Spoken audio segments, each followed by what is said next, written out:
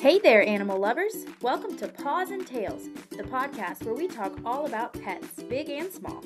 I'm your host, Miss Corona, and today we're diving into something super important: how to take care of a dog.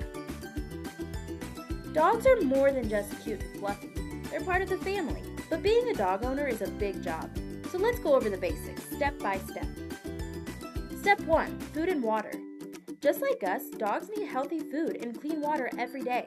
Make sure your dog eats food made just for dogs. No chocolate or grapes, please. Those can be dangerous.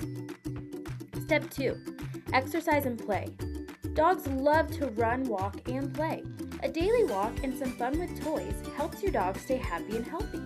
It also keeps them from getting bored and chewing on your shoes. Step 3, grooming. Depending on your dog's fur, they might need brushing every day or just once a week. Some dogs also need baths and nail trims. A clean dog is a happy dog.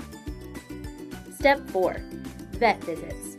Dogs need checkups just like people. Make sure your pup goes to the vet at least once a year for shots and to stay healthy.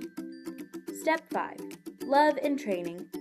Dogs want to feel loved. Give them belly rubs, talk to them, and spend some time together.